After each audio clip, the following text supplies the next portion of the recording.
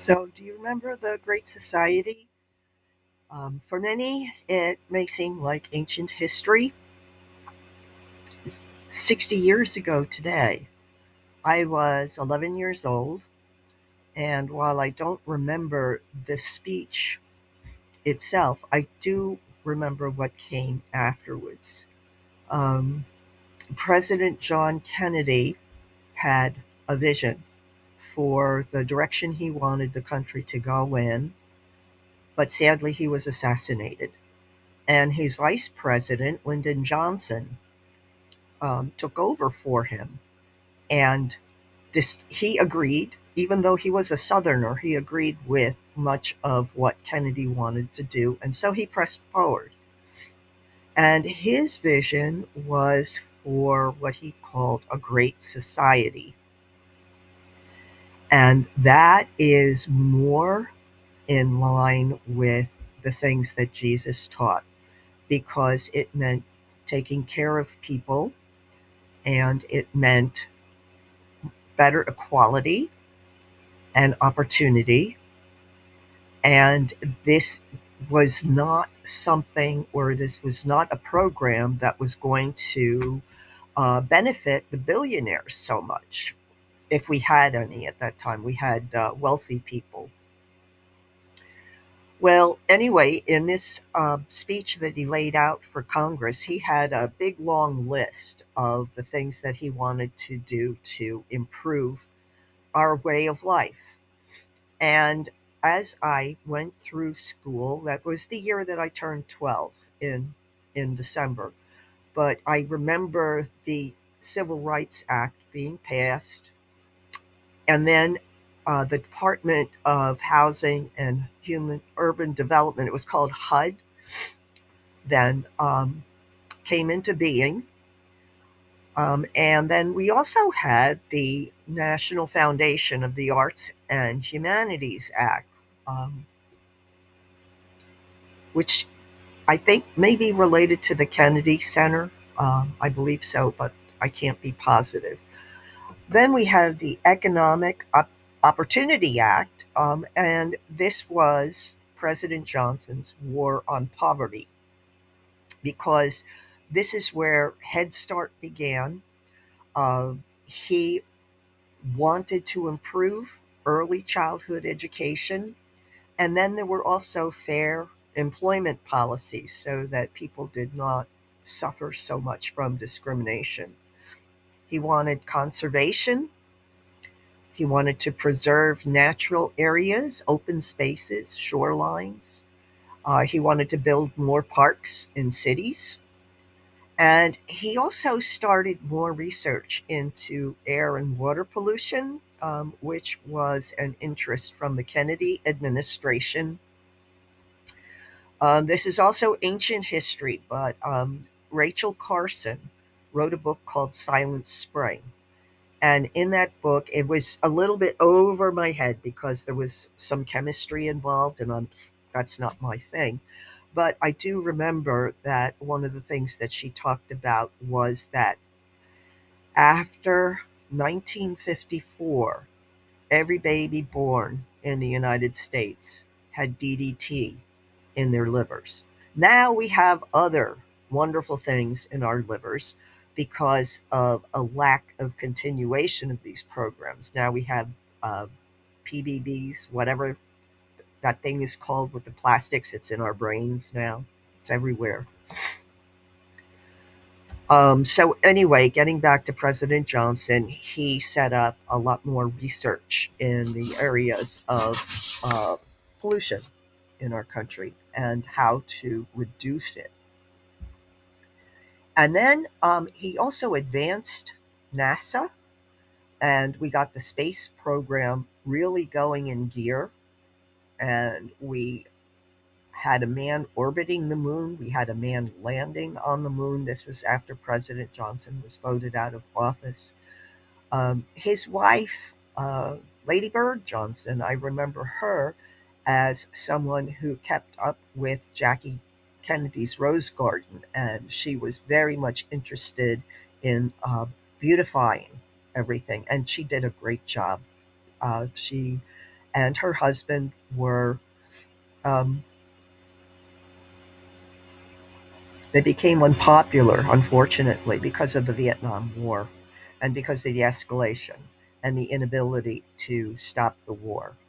Um, and it's too bad because, to be honest, I think President Johnson was one of our best presidents. And the reason why I say that is not necessarily because I think he's such a wonderful person, but he knew how to get things done and he could see what needed to be done. And he was pretty strong and he could convince members of Congress to go along with him. So he was very effective. But again, what did him in was the Vietnam War. And he did plan to run for office again, but because there was so much protest and he knew he did not have the vote of young people, he decided to drop out of the race. And so he was just a one and a half term president. Um, so yeah, I remember those times.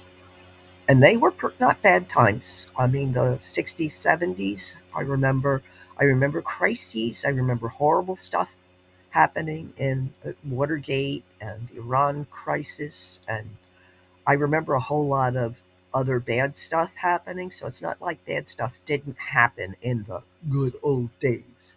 They did.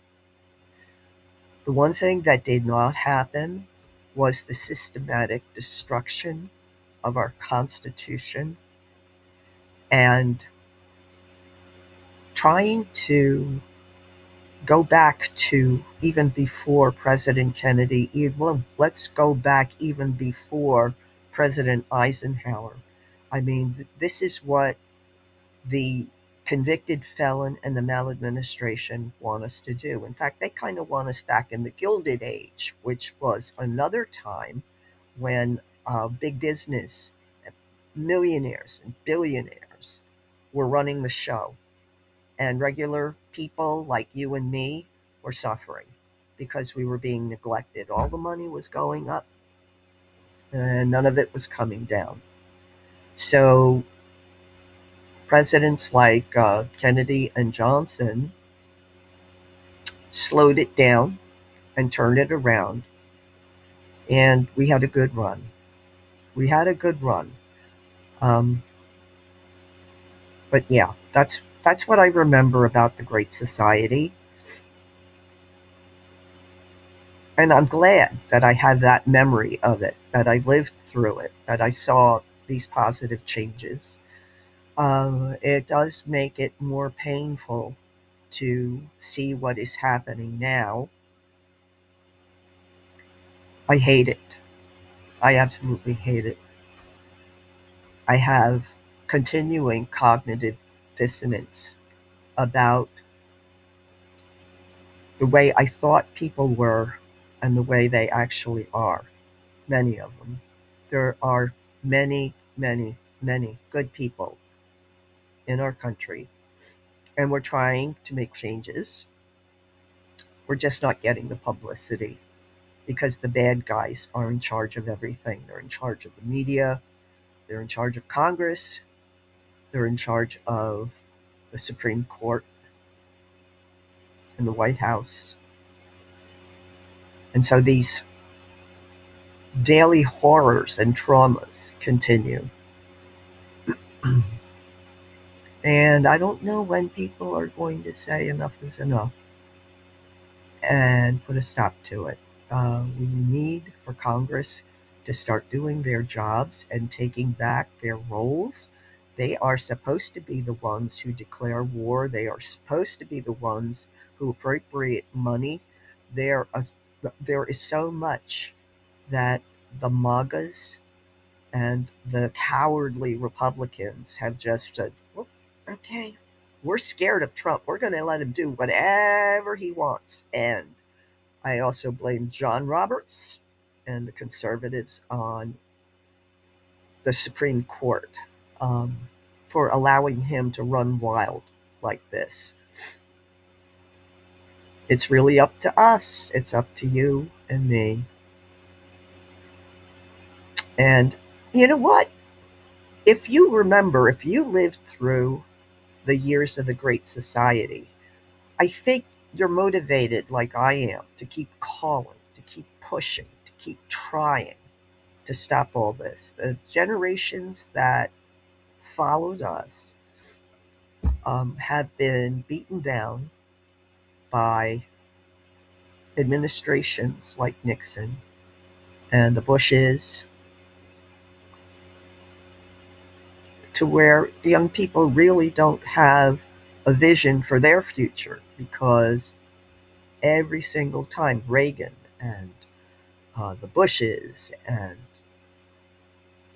now this guy, I can't even say his name, he's just a convicted felon, have robbed the younger generation of their futures. And so I understand they are disillusioned, they're angry, some are apathetic. I can't blame them, but we need them to act too. We need our young people to get involved. And we need our seniors. We need all of our seniors to get on the phone and start calling, especially if you live in a Republican district with a Republican senator or congressman. You need to call, text, email every single day and bother the heck out of them, just to let them know that they're going to be in trouble in November if they don't start growing some balls. And I guess that's really all I got to say. I mean, I don't really have anything real happy because the news has been just awful. It's I'm sorry I'm laughing. It's just this cognitive dissonance. And um but I'll close by saying I hope that everybody has a good rest of their Sunday.